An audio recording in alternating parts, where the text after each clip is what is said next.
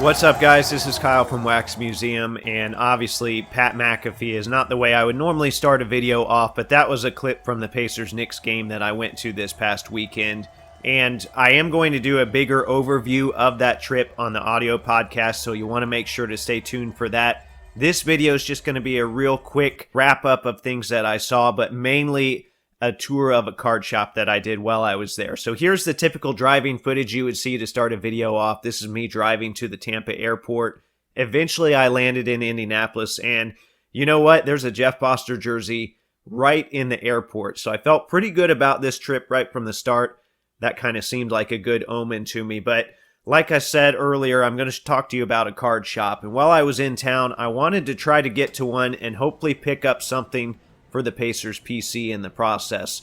And my first choice was Indy Card Exchange, which is a shop that I've been to before, but it's been a handful of years. I haven't been since they relocated. Unfortunately, my schedule and their hours didn't quite match up this time around, so I ended up at the Best Card Shop in Plainfield instead. I know that might seem a little bit confusing. That's the name of the shop, Best Card Shop, as you can see by the sign there. We went on a Sunday morning, and they had just opened when we got there, so there wasn't a whole lot of activity just yet. And, of course, I'm in there with just my phone. I don't have my gimbal or my GoPro, so I'll do my best to show you what I can with what I was able to record. There's a quick pan of the shop. I'm going to show you each section a little more closer here so you can get a better idea of what you're going to find. But I like the space overall. What you're looking at right now is one of the basketball showcases. And as you saw in the pan, those showcases, they kind of hit you right when you come in the store. So I like that. You go right to the cards of focus. A good mix of basketball stuff in here. You see some 2000s. There was a Reggie Miller rookie there on the right. And then on this top row, there was some nicer stuff, including, I believe once we get to this left side, there was a Tracy McGrady from that Retrofractor set that I'm doing.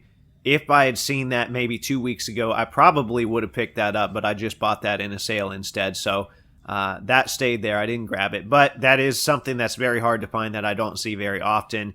Here's the football showcase, which obviously is going to have a lot of Colts stuff because this is Indianapolis. I like that aspect of it. I think all local card shops should have stuff that kind of depicts their local teams, so that was a nice little bonus. Here's some wrestling stuff, some MMA stuff in here, and underneath that, I believe we've got some of the TCG stuff, some of the Pokemon. I don't know a whole lot about that, so I'm not going to give you commentary. There was a box in the middle on the showcase once you get past this baseball section here that had miscellaneous price slabs. That's always good for a shop. People like seeing that kind of stuff. And then here's some more baseball stuff over here, including there was a relic there that had, I think, a piece of a base from somebody's first hit, which I'm not really into baseball. I hope that kind of stuff comes to basketball, though. I really like that.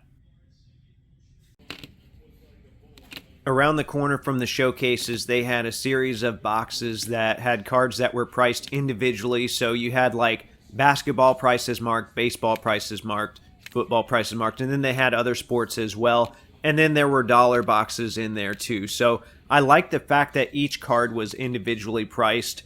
And from setting up at shows occasionally, I try to price my stuff as well. I know there are challenges that come with that because prices fluctuate.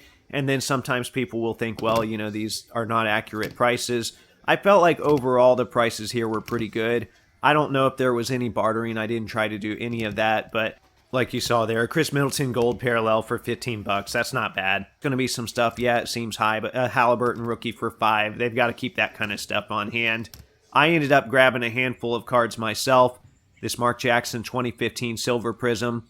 $3. Probably a little high on that, but it's one I needed for my binder. I got a Tiffany Mitchell red, which is like a color match for my Fever binder. Daniel Robinson red. Those were $1 a piece, so that was a great deal on those.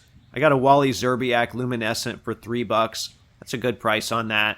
And then finally, I really like this one. This is a Kevin Durant 2013 Select Skills Silver. I figure I can probably move that and pay for the $12 or whatever that I spent for this lot. So I was happy with that. I got to do a little bit of digging. You don't get to do that at every shop.